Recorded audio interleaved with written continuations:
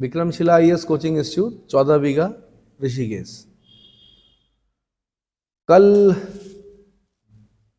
हम लोग इतिहास में ये 17 दिसंबर जो आपके 2023 को आपका आरओ का पेपर है उसके लिए रैपिड रिवीजन कोर्स चल रहा है। कल हम लोग कहाँ तक पहुँचे थे?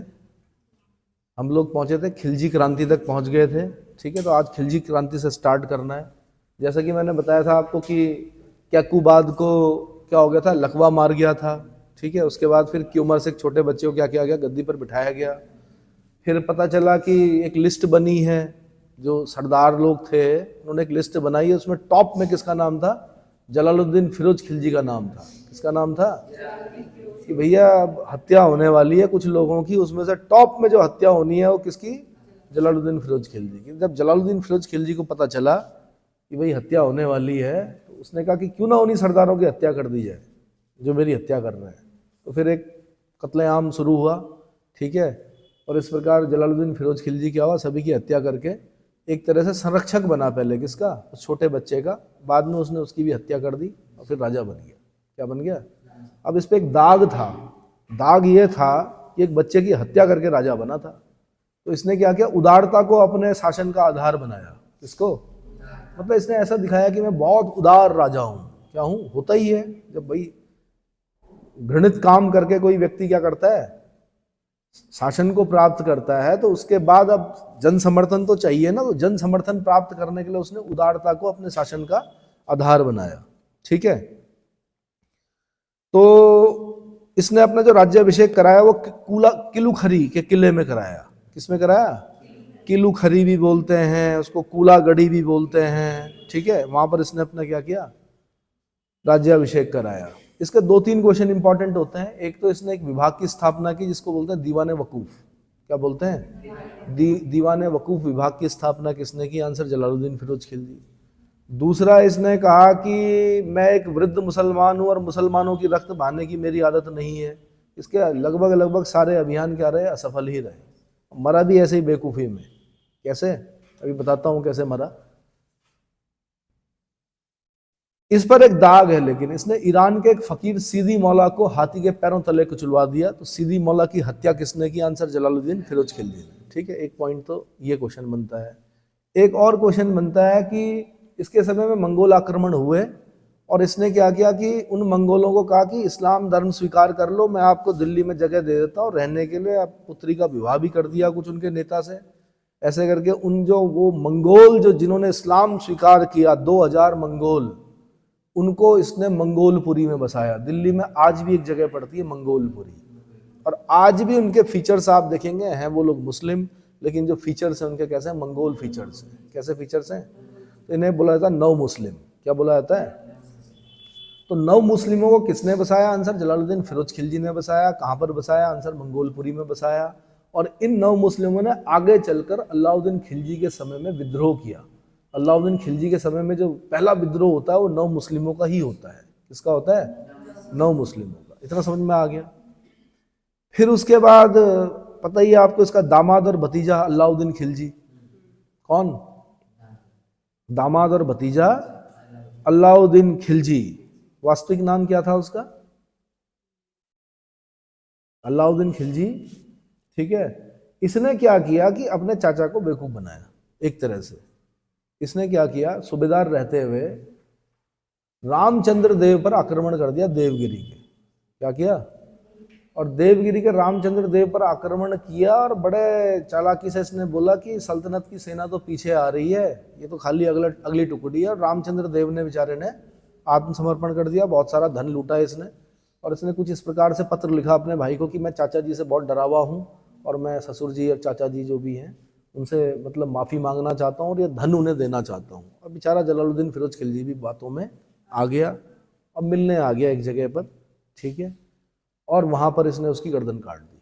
इसकी अपने चाचा और ससुर जी की गर्दन काट दी। कहा जाता है, बर्नी लिखता है कि अभी सुल्तान के सर से लहू टपक ही रहा था कि शाही चंदोबा अलाउद्दीन खिलजी के सिर पर उठाया गया, मतलब मुकुट रख दिया गया। किसके ऊपर?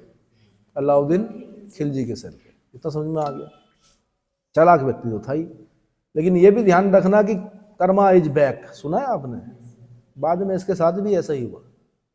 ये भतीजा और दामाद था किसका, जलालुद्दीन फिरोज खिलजी का। जैसा इसने अपने चाचा के साथ किया, आगे चलकर इसका एक गुलाम था जिसको बोलते थे 1000 दिनारी, जिसका नाम था मलिक काफूर, जिसने पूरे दक्षिण भारत को जीता था, लूटा था, इसके लिए अलाउद्दीन खिलजी के लिए। बाद में उसने भी वैसा ही किया। अलाउद्दीन खिलजी के परिवार के प्रत्येक छोटे बड़े बच्चे सबकी हत्या की किसने, मलिक काफूर ने, राजा बनने के लिए।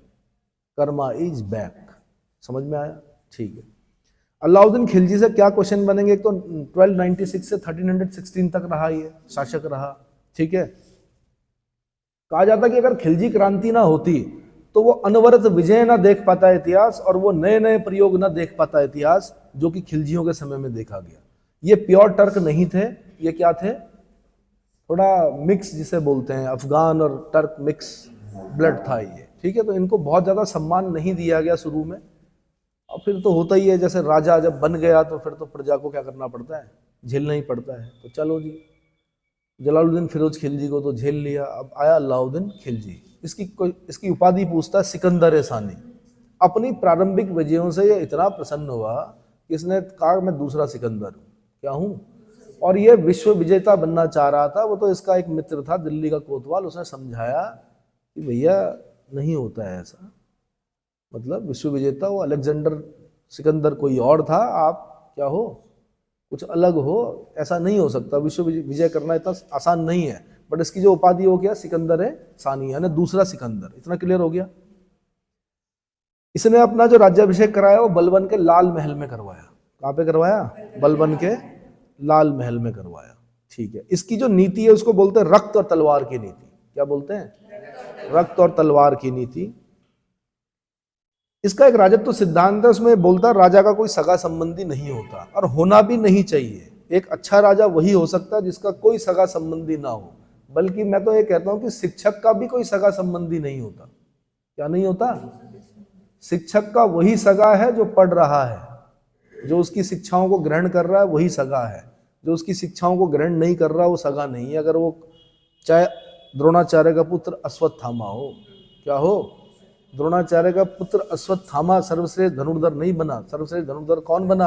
अर्जुन बना। राजा का बेटा भी नहीं बना, जहां से खर्चा आ रहा था। सुयोधन को, दुर्योधन को बनना चाहिए था, नहीं बना। कौन बना? पांडवों का पांडु पुत्र कौन बना? अर्जुन बना, क्योंकि उसने गुरु की शिक्षाओं को क्या किया? ग्रहण किया। समझ में आ रहा है जो मैं बताना चाह रहा हूं? चलो, बाद में ये पहला शासक है जिसने दक्षिण भारत पर क्या किया? आक्रमण किया। सूबेदार रहते हुए भी इसने आक्रमण कर दिया था। देवगिरी के राजा रामचंद्र देव बताया था मैंने अभी थोड़ी देर पहले। ये देवगिरी आगे चलकर मोहम्मद बिन तुगलक के समय इसी को दौलताबाद बोलते हैं। क्या बोलते हैं? वो करता है ना पागल बादशाह, दिल्ली से दौलताबाद, फिर दौलताबाद से दिल्ली, करता है राजधानी परिवर्तन। हाँ, तो ये देवगिरी वही जगह है, लेकिन इस समय यहाँ का राजा रामचंद्र देव है, इसका पुत्र शंकर देव है, ठीक है। अब क्या करता है कि क्योंकि गुजरात जब जीत रहा होता तो मैंने कहा 1000 दिनार में खरीदता है एक किन्नर को जिसका नाम है मलिक काफूर। क्या है? अब क्योंकि राजा बन गया तो अब मलिक काफूर को भेजता है दक्षिण भारत विजय करने के लिए, ठीक है। उससे पहले थोड़ा ये बता दूं कि इससे पहले कि हाँ, तो क्वेश्चन ये है कि दिल्ली दक्षिण भारत पर आक्रमण करने वाला पहला दिल्ली सुल्तान कौन था? आंसर अलाउद्दीन खिलजी। विंध्याचल को पार नहीं किया था किसी भी सुल्तान ने, लेकिन विंध्याचल को पार इसने अपने सूबेदार रहते हुए कर लिया। क्या कर लिया? सूबेदार रहते हुए कर लिया। फिर इसने उस पर फिर आक्रमण किया। किस पर? देवगिरी के राजा रामचंद्र देव पर आक्रमण किया, और इस बार उसने उसको गिरफ्तार करके जब लाया गया तो उसको सम्मानित किया उसने। और यहाँ के जो राजा था बेवकूफ, वो समझ ही नहीं पाया कि सम्मानित क्यों कर रहा, क्योंकि उसको पता था कि दक्षिण भारत हीरे मोती जवाहरात सोने चांदी से भरा हुआ है। क्या है? और मुझे सहायता चाहिए होगी, क्योंकि दक्षिण भारत पर आक्रमण करना इतना आसान तो था नहीं। तो उसे देवगिरी के राजा रामचंद्र देव को कहा कि आप क्या हो? राय रायान हो। क्या हो? और साथ में उसका साम्राज्य भी वापस किया, और उसको नवसारी का डिस्ट्रिक्ट भी दे दिया। क्या दे दिया? नवसारी का जिला भी दे दिया, और कहा तुम राजाओं के भी राजा हो, राय रायान। राय रायान मतलब नौजवान, राय रायान मतलब राजाओं के राजा हो, और कुछ स्वर्ण मुद्राएं भी दी। अब ये राजा ने उसकी बाद में सहायता की मलिक काफूर की, रास्ता भी दिखाया, रसद की व्यवस्था भी की, और बताया कहाँ कहाँ पर आक्रमण करना है, किसके पास कोहिनूर है, कहाँ पर सोना चांदी मिलेगा, कहाँ पर हीरे जवाहरात मिलेंगे, सब सहायता की इसने। ठीक है। तो इसे तेलंगाना पर आक्रमण किया। तेलंगाना में इस समय जो शासक था वो कौन था? प्रताप रुद्रदेव सेकंड था। प्रताप रुद्रदेव सेकंड ने अपनी सोने की प्रतिमा बनाई, जंजीर वंजीर लपेट कर मलिक काफूर को सौंपी। मलिक काफूर समझ गया यार अपने आदम कद की सोने की प्रतिमा दे रहा है यार, उस पर सोने की जंजीर है, उसके बाद कितना सोना होगा। तो छोड़ा नहीं उसने, फिर उसके बाद फिर आक्रमण करके उसको पराजित किया। कहा जाता है कि वहां से कोहिनूर मिला उसे। क्या मिला? प्रताप रुद्रदेव से। और कोहिनूर, जैसा कि इतिहास बताता है कि जिसके पास कोहिनूर गया वो बर्बाद हो गया। क्या हो गया? कोहिनूर गया वो बर्बाद हुआ। अलाउद्दीन खिलजी भी बर्बाद हुआ बाद में, ठीक है। पर पहले उसके काम पढ़ लेते हैं। और कोहिनूर हीरा किसने दिया? प्रताप रुद्रदेव सेकंड ने दिया, ठीक है। अच्छा, इसका एक आक्रमण और पूछते हैं, जो जैसे कि आपने पिक्चर में देखा होगा, कौन सा? पद्मावती, पद्मावत, पता है ना आपको? कहाँ की थी पद्मावती? रानी पद्मावती कहाँ की थी बताओ? तब तक उससे पहले मैं एक पॉइंट और बता देता हूं क्योंकि समय कम है। सर्वाधिक मंगोल आक्रमण किसके समय हुए? आंसर अलाउद्दीन खिलजी के समय हुए। सर्वाधिक मंगोल आक्रमण किसके समय हुए? आंसर अलाउद्दीन खिलजी के समय हुए। 6 अटैक हुए इसके समय। कितने? 6 मंगोल आक्रमण हुए, ठीक है। अब मैं फिर दोबारा आ रहा हूं, कहां पर? कि रानी पद्मावती कहां की थी?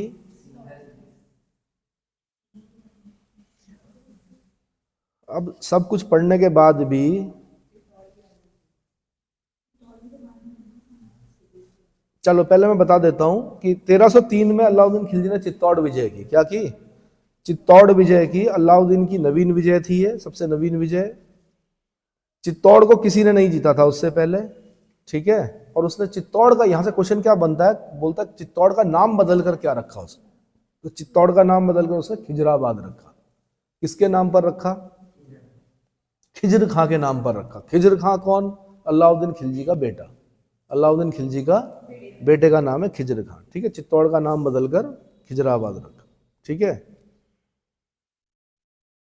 अच्छा, फिर वो पद्मावत वाला आपने देखा होगा। वैसे पद्मावत किसने लिखा है? मलिक मोहम्मद जायसी ने लिखा है। किसने लिखा है? मलिक मोहम्मद जायसी ने लिखा है। और शेरशाह सूरी के समय में लिखा है। किसके समय में? शेरशाह सूरी में, जिसमें रानी पद्मावती की कहानी का वर्णन है, उनके जौहर का वर्णन है, ठीक है। थोड़ा बहुत अमीर खुसरो ने भी लिखा है पद्मावती के बारे में, लेकिन पद्मावती नाम नहीं दिया उसने, सेवा नाम दिया, सुलेमान और सेवा। अलाउद्दीन खिलजी का डायरेक्ट नाम नहीं दिया है, सुलेमान और सेवा का मतलब कहानी बनाकर उसने क्या किया? लिखा है। किसने? जो पद्मावती वाला प्रकरण है उसके बारे में जो लिखा है, ठीक है। चलो जी, उसके बाद क्या होता है? ये अपनी राजधानी बनाता है सीरी को। किसको? सीरी। मैंने कहा दिल्ली 7 बार बसी, 7 बार उजड़ी। अनंगपाल तोमर ने दिल्ली को बसाया।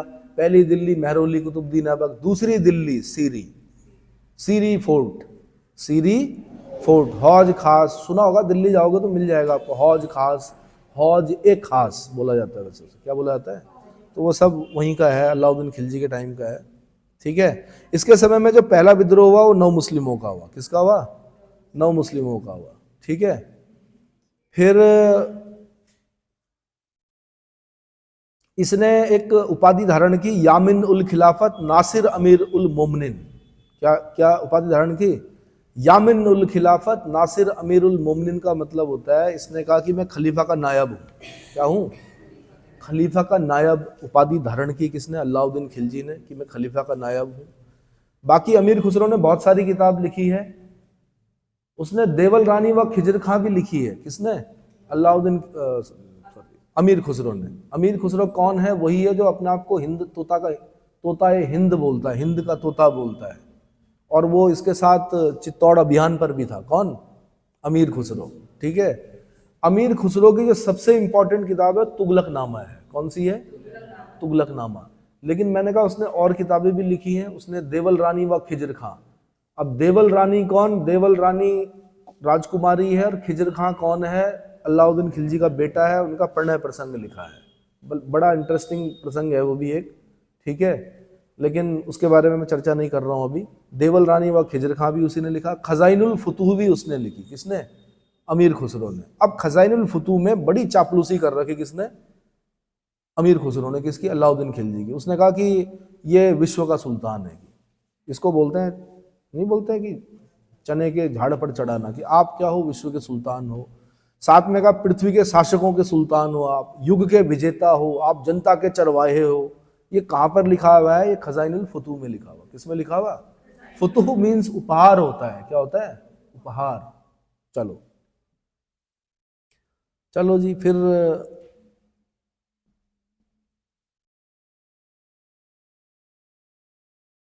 इसके समय में जो सबसे इंपॉर्टेंट चीज है वो है बाजार नियंत्रण व्यवस्था।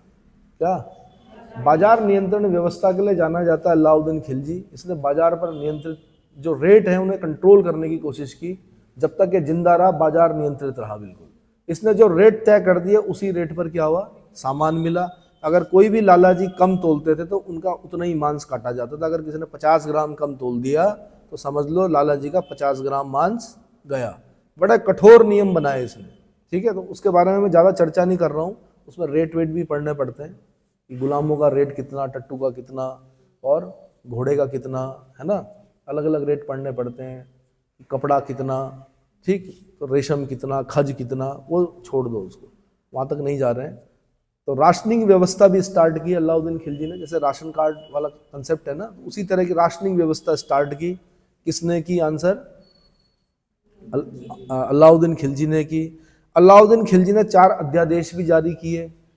उसमें पहला अध्यादेश ये था कि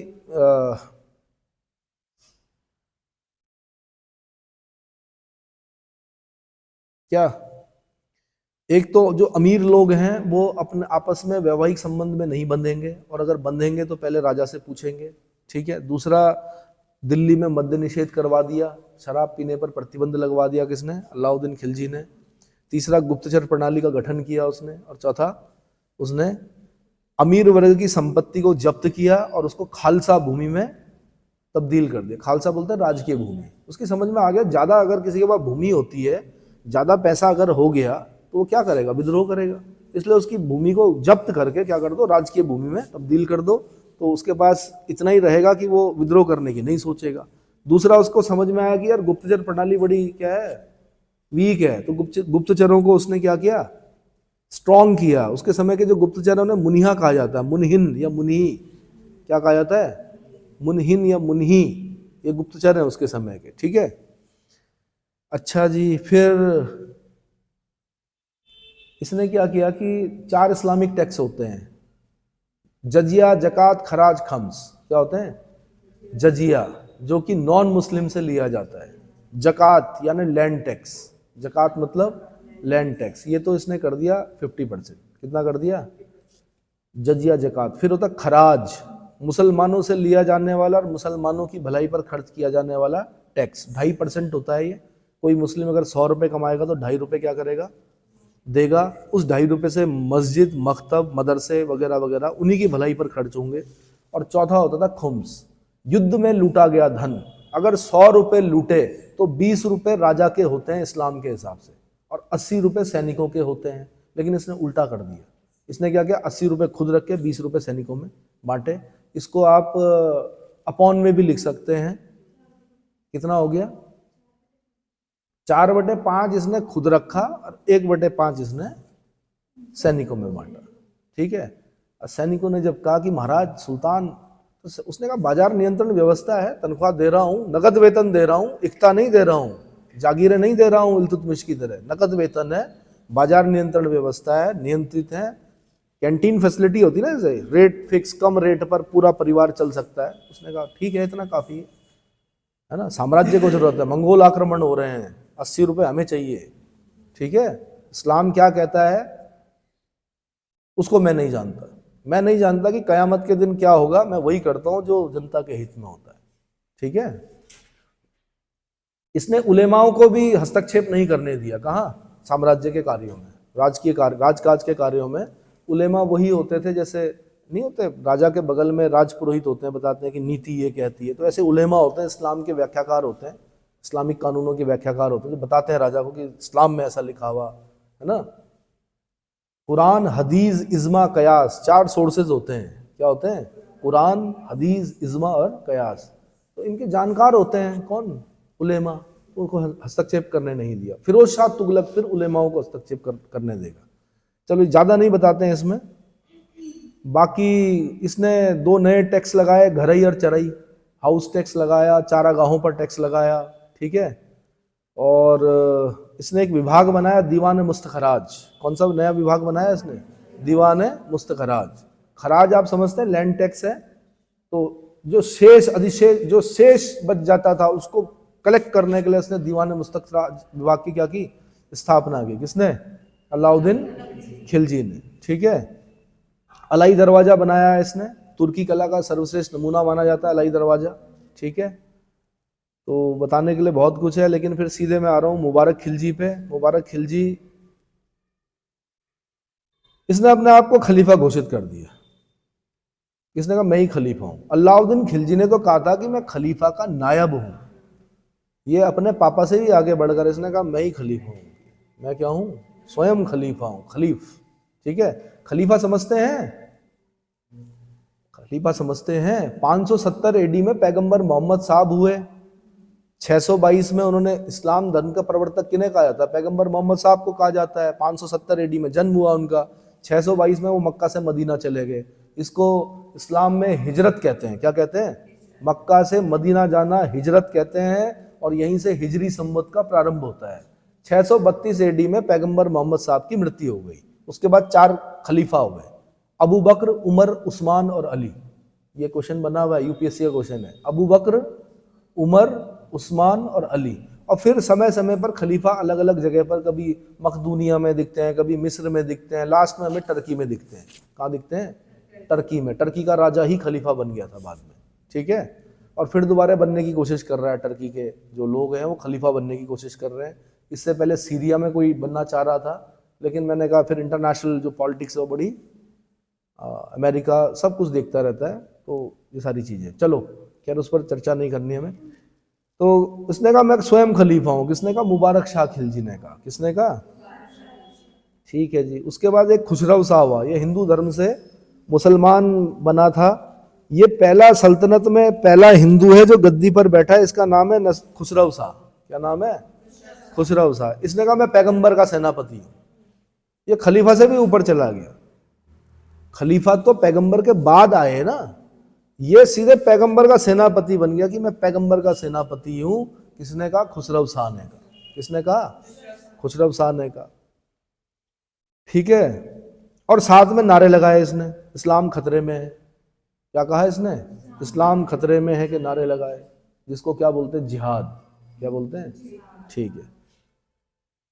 ये बर्नी लिखता है कि कभी कभी जो मुबारक शाह खिलजी था ना, ये ऊपर वाला, जिसने कहा था कि मैं क्या हूँ? खलीफा हूँ, मैं खुद खलीफा हूँ। तो कभी कभी ये मानसिक विकृत लगता है मुझे क्या लगता है? बर्नी को लगता है, कहता कभी कभी नग्न अवस्था में ही दरबार में चला जाया करता था, कपड़े ही नहीं पहनता था, ठीक है। तो इसका मतलब मानसिक स्थिति ठीक नहीं थी। हो सकता है कत्लेआम देखा हो, कुछ देखा हो, ऐसा कुछ नहीं कह सकते। उसका तुगलक वंश पे आते हैं भाई हम। किस पे आते हैं? 1320 से 1414 तक हमने क्या पढ़ना? तुगलक वंश पढ़ना है। तुगलक वंश में खास जो हमने पढ़ने 3 राजा पढ़ने हैं, GMF, गयासुद्दीन तुगलक, मोहम्मद बिन तुगलक और फिरोज शाह तुगलक, ठीक है। तो गयासुद्दीन तुगलक से क्वेश्चन बनता है। गाजी मलिक बोला जाता है इन्हें। गाजी मतलब काफिरों को मारने वाला, ठीक है।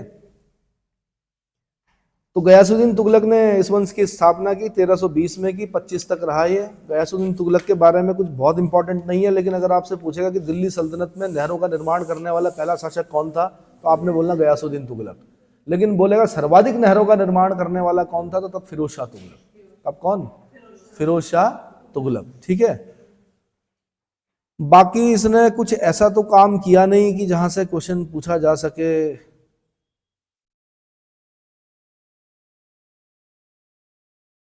इसमें मैंने बताया था आपको कि एक अभियान, बंगाल अभियान पर जा रखा था। कहां जा रखा था?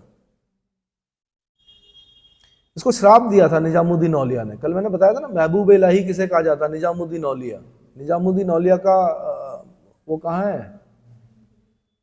निजामुद्दीन औलिया की खानकाह बोलते हैं सूफी संतों का निवास स्थान, और मकबरा बोलते हैं जहाँ पर दफनाया जाता है। तो निजामुद्दीन औलिया का मकबरा कहाँ है? दिल्ली में है। कहाँ पर है? और जो ख्वाजा अमीर खुसरो है वो महबूब इलाही निजामुद्दीन औलिया का ही शिष्य है। किसका? निजामुद्दीन औलिया का शिष्य है, ठीक है। हद तपे सो औलिया बेहद सो हो पीर, हद बेहद दोनों तपे ताको नाम फकीर। सुना है? नहीं सुना है, चलो सुन लोगे जब हम मीडिएवल पढ़ेंगे डिटेल में, तब वहां पे सुनोगे आप, ठीक है। अब निजामुद्दीन औलिया का शिष्य कौन है? अमीर खुसरो। दोनों को अगल बगल ही दफनाया गया है, ठीक है। बल्कि उस पर एक कहानी भी है कि जब निजामुद्दीन औलिया की डेथ हो जाती है तो अमीर खुसरो की एक पंक्ति है, गोरी सोवे सेज पर मुख पर डाले केस, चल घर खुसरो आपने, कुछ ऐसा करके है, ढूंढो तब तक।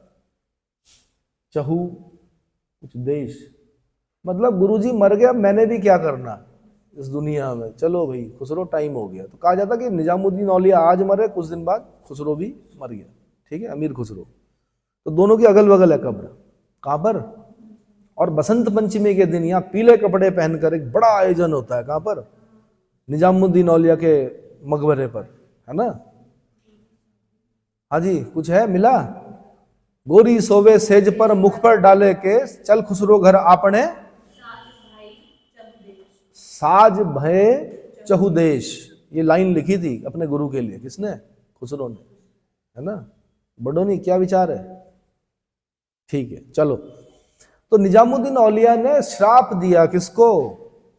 गयासुद्दीन तुगलक को। गयासुद्दीन तुगलक कहीं अभियान पे जा रखा था, वहां धन की लूट हो गई, खजाना लूट लिया किसी ने, ठीक है। वो बढ़ गया, एक भाग निजामुद्दीन औलिया के पास गया।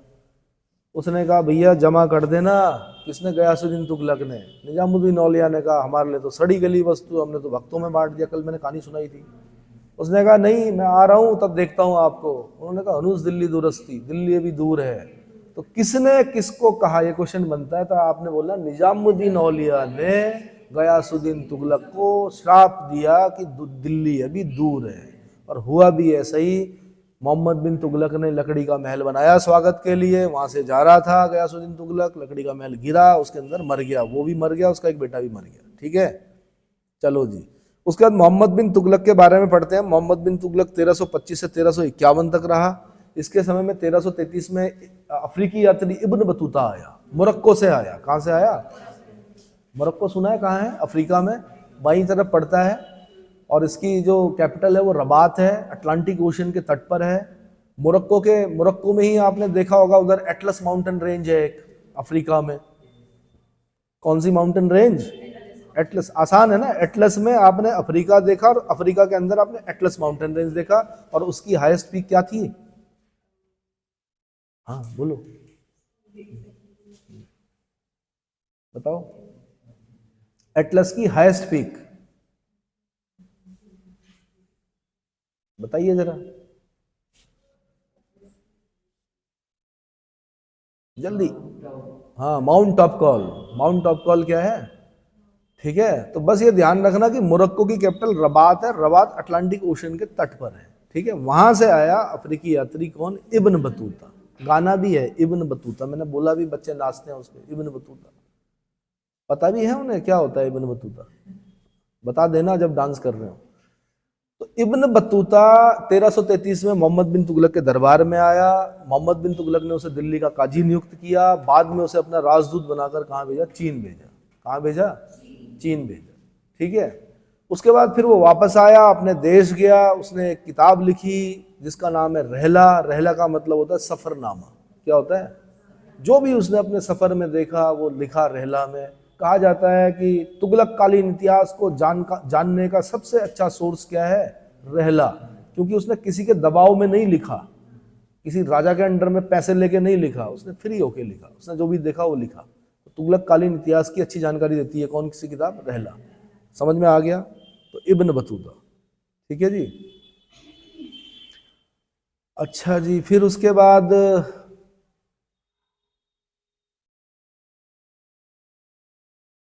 इसने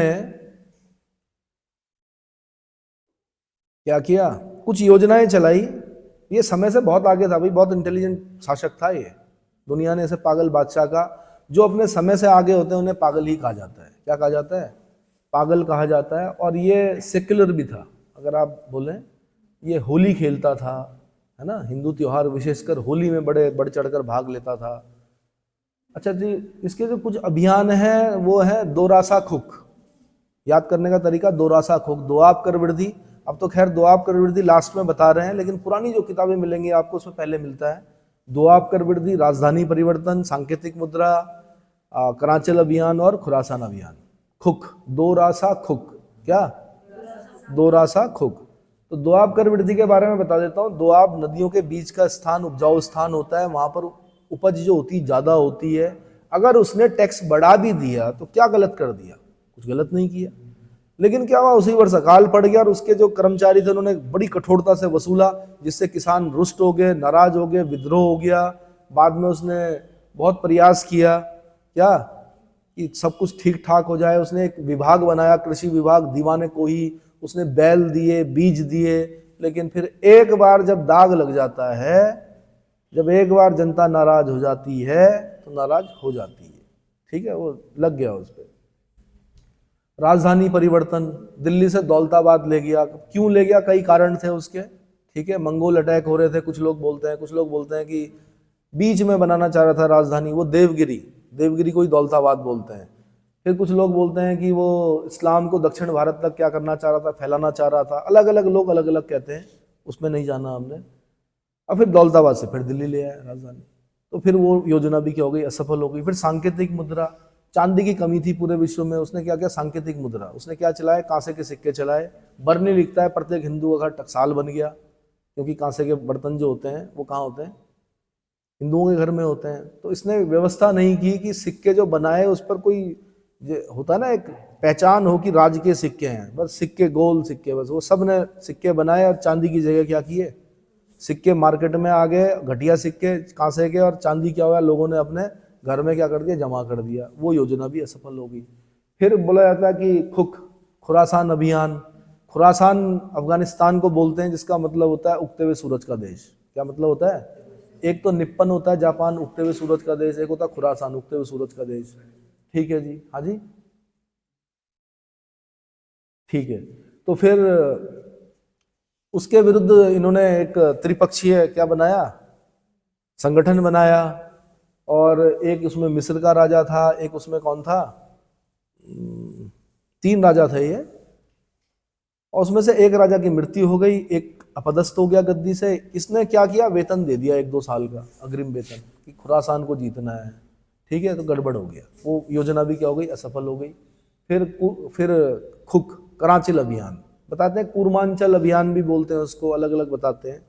ठीक है, कुछ लोगों का तो ये भी मानना था कि रूपकुंड में जो नरकंकाल हैं वो किसके हैं, मोहम्मद बिन तुगलक की सेना के हैं। लेकिन अब पता चल गया कि राजा यश धवल और रानी बल्पा की सैनिकों के कंकाल हैं। लेकिन अब नई खोजों से पता चला है कि अलग अलग समय के कंकाल हैं, एक ही समय के नहीं है। ठीक है ना, चलो जी। तो ये भी जी इसकी क्या हो गई, योजनाएं हो गई गड़बड़। तो इसका दीवाने को ही विभाग याद रखना है आपने। कृषि विभाग है, कृषि से संबंधित विभाग है। दीवाने को ही विभाग की स्थापना किसने की? आंसर मोहम्मद बिन तुगलक ने की।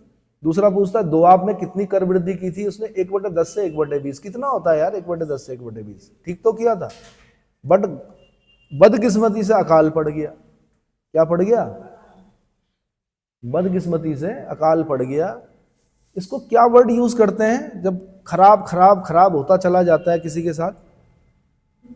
दुर्भाग्य नहीं, एक इंग्लिश में एक थ्योरी है, किसी की थ्योरी है, बताइए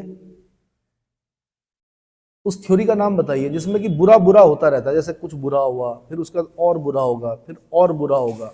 उस थ्योरी को क्या कहा जाता है, बताइए। ये यूपीएससी की तैयारी करते हुए यूज करते हैं उस थ्योरी को कि भाई ये हो रहा है, भाई बुरा बुरा बुरा हो रहा है। ठीक है, कृषि विभाग हो गया। फिर ठीक है, विद्रोह हुए भाई इसके समय में, बहुत सारे विद्रोह हुए, क्या बोलना। तो वहां तक नहीं जाते हैं। फिर इसने क्या किया कि मिस्र के अब्बासी खलीफा से अधिकार पत्र लिया। ओ कहीं भिखारियों की स्थिति में कोई व्यक्ति था, क्योंकि आपको पता ही है हलाकू ने सब मार दिए थे, लेकिन मिस्र में कहीं छुपा हुआ कोई आदमी मिला, गरीबी की स्थिति में था, उसको लेके आया। खलीफा का वंशज कोई रहा होगा ना छुपा हुआ, उसको लेके आया, उसके पैर धोए, उसके पैर अपने सर पर रखे, उससे अधिकार पत्र मांगा ताकि जनता क्या हो सके, थोड़ा सा शांत हो सके। और फिर उसने अपने सिक्कों पर अल सुल्तान जिल्ले अल्लाह भी लिखवाया, किसने? मोहम्मद बिन तुगलक ने। लेकिन जनता नहीं मानी, जनता ने कहा पागल बादशाह है तो है। क्या है? पागल बादशाह है तो है। मर्फीज लॉ, मर्फीज लॉ में कहता है कि बुरा बुरा, इसके साथ भी मर्फीज लॉ क्या हुआ, मतलब एक बुरा हुआ, एक योजना फेल तो दूसरी योजना और फेल, तीसरी और फेल, चौथी फेल, और ये बेचारा क्या करता रहा? उबरने का प्रयास करता रहा, लेकिन हुआ नहीं। अल सुल्तान जिल्ले अल्लाह तक लिखवा दिया इसने कि सुल्तान ईश्वर की छाया है भाई। क्या है? जैसे बलवन ने कहा था ना जिल्ले अल्लाह, क्या कहा था? हाँ, वैसे इसने भी कहा अल सुल्तान जिल्ले अल्लाह, लेकिन नहीं हो पाया। तो ठीक है, बाकी इसमें मोहम्मद तुगलक में पागलपन का कुछ अंश था, ये कौन कहता है? एल्फिंस्टन कहता है ना। विरोधी तत्वों का मिश्रण कौन कहता है? आशीर्वादी लाल श्रीवास्तव कहते हैं।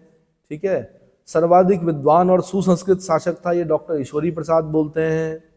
ठीक है। और बदायूनी कहता है कि सुल्तान को उसके प्रजा से और प्रजा को उसके सुल्तान से मुक्ति मिल गई। जब मरा ना ये इसकी मृत्यु पर कहता है बदायूनी कि सुल्तान को उसकी प्रजा से, प्रजा को मतलब लिखता है बदायूनी क्या करता है? लिखता है कि सुल्तान को उसकी प्रजा से, प्रजा को उसके सुल्तान से मुक्ति मिल गई। तो कई बार ऐसा होता है। फिर फिरोज शाह तुगलक आता है भाई। कौन आता है? अच्छा, एक चीज और पूछता है, जैन विद्वान जिन प्रभु सूरी का स्वागत किया था किसने? मोहम्मद बिन तुगलक ने। किसने? जिन प्रभु सूरी। याद रखना भाई, क्या याद रखना है आपने? जिन प्रभु सूरी। क्लियर हो गया? ठीक है, आगे। और बदायूनी जो है ना, वो अकबर का समकालीन है। यहां पर नहीं कहता, मतलब आगे चलकर लिखता है इसकी मृत्यु पर। ऐसे मत सोचना कि बदायूनी अब्दुल कादिर बदायूनी, वो अकबर का समकालीन है। अकबर की प्रत्येक नीति का विरोध करता है वो। ये उत्तराखंड वालों ने पूछा कौन सा इतिहासकार है जो अकबर की सुलह कुल नीति का विरोध करता है, हर नीति का विरोध करता है, और इसीलिए गरीबी के जीवन जीकर मरता है। कौन? बदायूनी। समझ में आया? तो अब मैंने एक चीज और बताई आपको, जिन प्रभु सूरी का सम्मान, जैन संत हैं उनका सम्मान किया किसने? मोहम्मद बिन तुगलक ने। ऐसे ही अकबर भी करते हैं, अकबर भी करता है किसी का। अकबर भी एक जैन विद्वान का सम्मान करता है, हरि विजय सूरी कि चंद्र प्रभु सूरी, चेक करना जरा। अकबर किस जैन संत का सम्मान करता है? ये गड़बड़ हो जाता है यहां पर। जिन प्रभु सूरी याद रखना, मोहम्मद बिन तुगलक।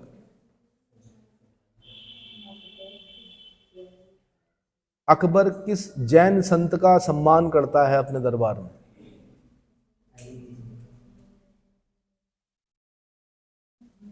जिन प्रभु सूरी का सम्मान कर रहा है मोहम्मद बिन तुगलक। जल्दी।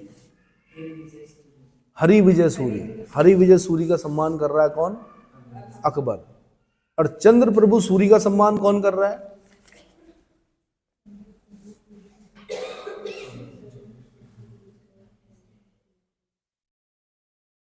ठीक है भाई। एक तो फिरोज शाह तुगलक में पूछेगा जौनपुर नामक नगर बसाया जौना खां की याद में। जौना खां किसका नाम है? मोहम्मद बिन तुगलक का नाम है।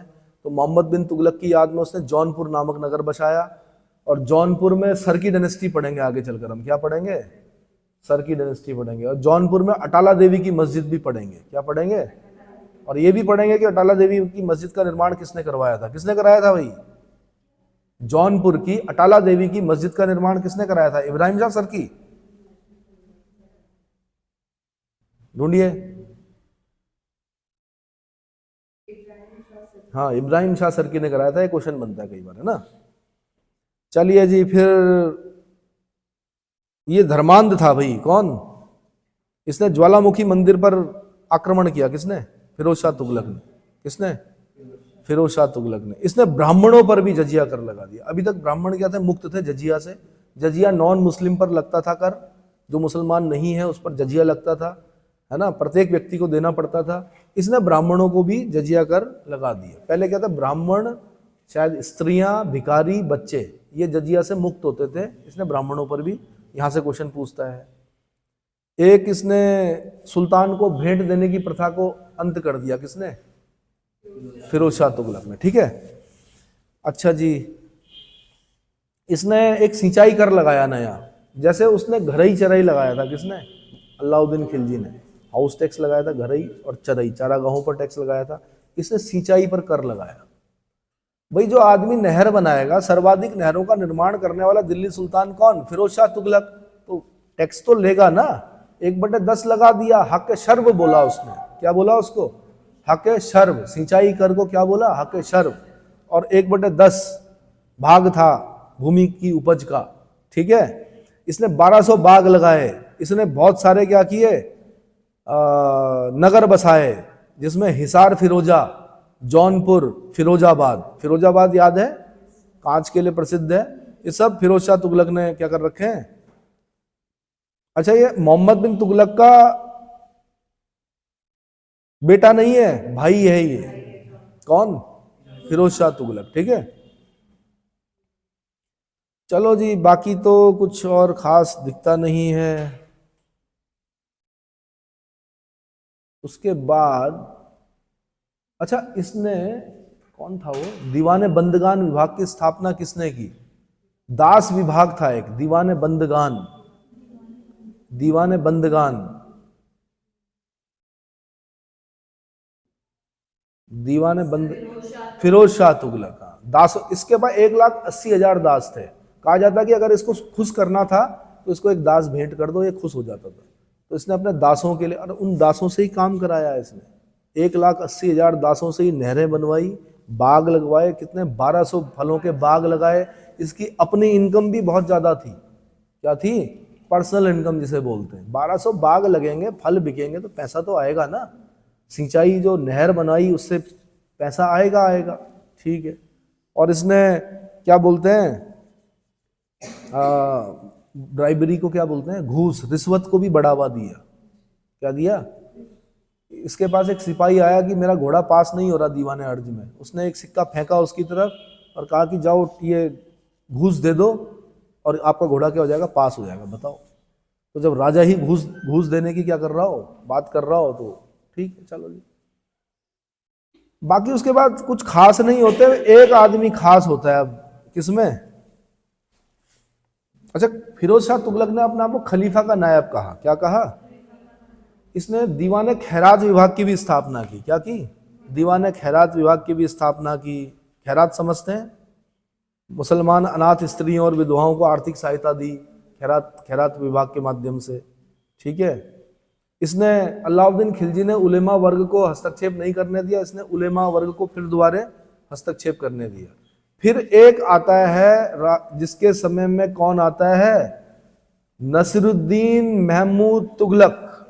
अब आगे चलकर आएगा, जिसके समय में आक्रमण होगा 1398 में। किसका? किसका आक्रमण होगा? तैमूर लंग का। किसका आक्रमण होगा? यहां से क्वेश्चन बनता है। 1398 में जब तैमूर लंग का आक्रमण हुआ, उस समय दिल्ली का सुल्तान कौन था? तब आपने बोलना नसीरुद्दीन महमूद तुगलक। क्लियर हो गया? ठीक है जी। उसके बाद हम आते हैं सीधे सैयद वंश में। अच्छा, नसीरुद्दीन महमूद तुगलक के बारे में कहा जाता कि उसकी सल्तनत जो थी वो दिल्ली से पालम तक थी। कहां तक? पालम हवाई अड्डा है, दिल्ली से पालम तक। समझ में आ गया? बाकी तुगलकाबाद बसाया किसने? गयासुद्दीन तुगलक ने। जहांपना नामक नगर बसाया मोहम्मद बिन तुगलक ने। और फिरोज शाह तुगलक ने बसाया कोटला फिरोज शाह और फिरोजाबाद। कोटला फिरोज शाह और फिरोजाबाद। इतना क्लियर हो गया? उसके बाद सैयद वंश आता है। सैयद वंश में क्या पढ़ना हमने? खिजर खां सैयद के बारे में पढ़ना है। किसके बारे में पढ़ना है? और उसकी उपाधि पढ़नी है रैयत आला। क्या पढ़नी है? रैयत ए आला। उसने सुल्तान की उपाधि धारण नहीं की, बल्कि रैयत आला की उपाधि से ही संतुष्ट रहा, ठीक है। और शाहरुख, तैमूर का पुत्र था एक और उत्तराधिकारी, जिसका नाम था शाहरुख। उसके उसके प्रतिनिधि के रूप में शासन किया। किसने? खिजर खां सैयद ने। किसके प्रतिनिधि के रूप में? शाहरुख के प्रतिनिधि के रूप में। उसके बाद एक आता है मुबारक शाह। कुछ खास नहीं इसके समय में, सिर्फ एक चीज इंपॉर्टेंट है कि एक याहिया बिन अहमद सरिंदी है, एक इतिहासकार, जो कि लिखता है तारीख मुबारक शाही। क्या लिखता है? तारीख मुबारक शाही। उसके बाद एक मोहम्मद शाह आता है, खाने खाना की उपाधि क्या बहलोल लोदी को देता है ये मोहम्मद शाह। बहलोल लोदी को सम्मानित करता है, उसे कहता है तुम मेरे पुत्र हो, खाने खाना की उपाधि देता है। आगे चलकर यही बहलोल लोदी क्या करेगा, लोदी वंश की स्थापना करेगा। उसके बाद एक और आता है अलाउद्दीन आलम शाह, ये इस वंश का अंतिम। बस 4 राजा पढ़ने हैं आपने, खिजर खां, मुबारक शाह, मोहम्मद शाह, अलाउद्दीन आलम शाह, ये 4 राजा पढ़ने हैं इसमें, कुछ खास नहीं ज़्यादा। उसके बाद आता है लोदी, पहला अफगान राजवंश। पहला अफगान राजवंश, कहा जाता है कि इनके समय में दिल्ली कब्रिस्तान बन गया। कब्र मकबरे ही मकबरे बनाए इन्होंने, दादी का मकबरा, नानी का मकबरा, पोती का मकबरा। लोधी गार्डन है दिल्ली में, बदनाम जगह है, पहले थी अब तो पता नहीं क्या है। ठीक है, मकबरे ही मकबरे, छोटे छोटे मकबरे, क्या छोटे छोटे मकबरे। ठीक है, तो कहा जाता कि बहलोल लोदी अफगान था, शाहूखेल कबीला से संबंधित था। किस कबीले से? शाहूखेल कबीले से संबंधित था। बहलोली सिक्के चलाए इसने, बाकी कुछ खास है नहीं। उसके बाद सिकंदर लोदी इंपॉर्टेंट है। सिकंदर लोदी गुलरुखी नाम से कविताएं किया करता था। सिकंदर लोदी ने ही आगरा बसाया। क्या बसाया? राजधानी ढूंढ रहे थे, सैनिक ने कहा महाराज आगे रहा है, सुल्तान आगे रहा है, और बस उसका नाम पड़ गया आगरा। यमुना नदी के तट पर क्या बसाया गया? आगरा। समझ में आया? ठीक है, तो 1504 में स्थापना की गई थी भाई, किसकी? आगरा की। ठीक है, बाकी इसने क्योंकि सिकंदर लोदी है, क्लीन शेव्ड रहता था। ठीक है, बाद में गले की बीमारी से मरा ये। इसने गजे सिकंदरी नामक एक पैमाना चलाया। क्या चलाया? गजे सिकंदरी। ठीक है, इसने मुहर्रम और ये भी वो था धर्मांध, सिकंदर लोदी भी क्या था?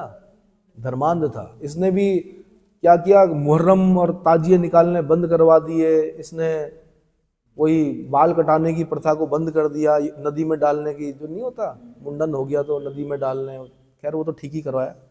नदी को क्या नहीं करना चाहिए, दूषित नहीं करना चाहिए। ठीक है, मगर इसने धर्म के हिसाब से किया कि नहीं अब यमुना में कोई भी क्या नहीं करेगा। चलो, बाकी इसने ताजिए निकालने बंद कर दी, क्योंकि खुद सुन्नी है, शिया लोग निकालते हैं ना, ताजिए निकालते हैं, है ना, मुहर्रम मनाते हैं, मुहर्रम भी मनाना बंद करवा दिया। और इसने क्या किया, हिंदुओं पर जजिया लगा दिया दोबारा। क्या लगा दिया? हिंदुओं पर पुनः जजिया लगा दिया।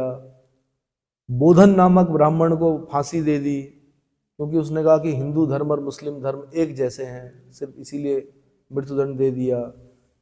ठीक है, एक आयुर्वेदिक ग्रंथ लिखा इसने, मतलब ग्रंथ का फारसी में अनुवाद कराया, जिसका नाम क्या था? ये गड़बड़ लिखा हुआ मेरे ख्याल से यहाँ पे किताब में।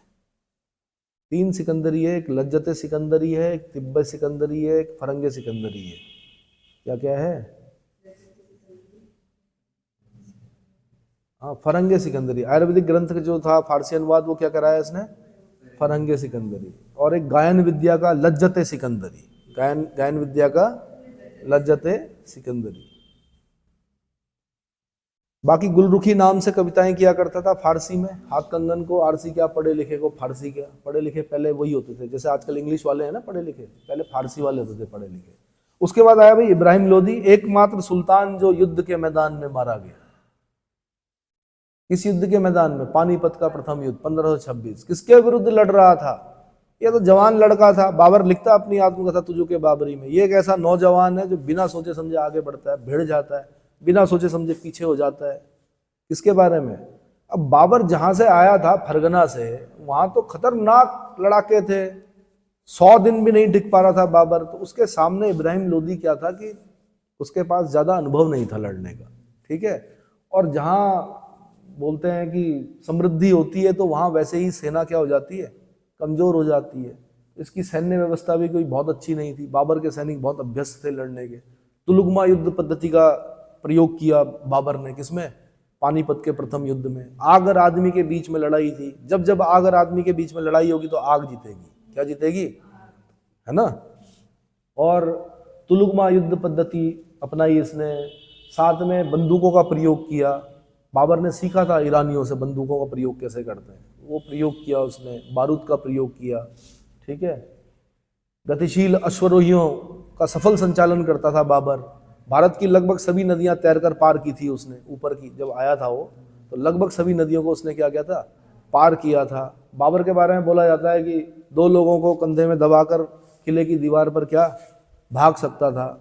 ठीक है, फिर दूसरा, जब जब बाबर को लगा कि मैं हारने वाला हूं, बाबर खुद अपनी आत्मकथा में 2 राजाओं के नाम लिखता है। एक नाम लिखता है राणा सांगा, इससे खतरा है। दूसरा लिखता है कृष्णदेव राय। वो तो शुक्र है कि कृष्णदेव राय से नहीं भिड़ा, वरना इतिहास कुछ और होता। क्या होता? और खानवा में बाबर जीत गया क्योंकि राजपूतों के बीच में थे तो वीर, लेकिन एक कमी थी, एकता नहीं थी। क्या नहीं थी? और उससे पहले राणा सांगा एक युद्ध लड़ चुके थे, खतौली का युद्ध, जिसमें कि काफी नुकसान हो चुका था। मतलब काफी शक्ति क्या हो गई थी? क्षय हो गई थी। उसके तुरंत बाद खानवा का युद्ध लड़ना पड़ा। बताया जाता है कि बाबर ने 80,000 राजपूतों को मारा, उनकी गर्दन काटी और उनके सिरों की मीनार लगा दी। 80,000 राजपूत, समझते हो? लेकिन लड़ने से पहले बाबर ने शराब छोड़ी। क्या छोड़ी? शराब में नमक मिलवा दिया, गजनी से आई हुई जो शराब थी उसमें नमक मिलवा दिया, गिरवा दिया नीचे, और कभी शराब न पीने की शपथ ली, तब जाके लड़ा। किसमें? तो खानवा हार जाता बाबर। अगर क्या होता कि सब लोग एक हो जाते तो मेरे ख्याल से खानवा नहीं जीत सकता था। ये खुद अपनी उसमें लिखता है। किसमें? और दूसरी चीज, जो राणा सांगा थे, 80 घाव थे उनके शरीर पर। कितने? एक हाथ और एक पांव पहले ही खत्म हो चुका था, उसके बाद भी राणा सांगा थे। क्या थे? ठीक है। कर्नल टॉड, अंग्रेज लिख रहा है उनका इतिहास, सैनिकों का भग्नावशेष बता रहा है वो। किसको? राणा सांगा को। तीसरा युद्ध फिर बाबर ने, आपको पता ही है, मेदनी राय के साथ लड़ा, तो छोटा मोटा जमींदार था। चौथा फिर घाघरा का युद्ध हुआ। पर मैं कह रहा हूं इब्राहिम लोदी से जो जीता, वो अपनी तुलुगमा युद्ध पद्धति, सफल सेनापतित्व और बंदूकों का प्रयोग, है ना, और सफल सेनापतित्व जो मतलब उसको अनुभव था, उसके आधार पर ये पानीपत का प्रथम युद्ध जीता। और ये बाबर की पहली लड़ाई नहीं थी हिंदुस्तान में। 4 बार रेकी करने के लिए पहले आक्रमण कर चुका था वो। छोटे छोटे आक्रमण किए, लड़ा, थोड़ा जीता, लूटा, वापस चला गया, फिर आया, फिर जीता, फिर भीरा के किले को जीता, फिर थोड़ा सा इसे जीता। तो यहाँ के लोगों ने सोचा ये लुटेरा है, ये आएगा, लूटेगा और चला जाएगा, लेकिन किसी को ये नहीं पता था कि ये अपना साम्राज्य स्थापित करेगा। और इस प्रकार सल्तनत का अंत होता है और नए फिर क्या मुगल आते हैं यहाँ पर। ठीक है। पादशाह की उपाधि धारण करता है बाबर और यहाँ का क्या बन जाता है? राजा बन जाता है। कितने मिनट? ठीक है, तो बाकी आगे का मैं इसके बाद बताऊंगा। ठीक है, या बताना है अभी सीधे? रोक दीजिए।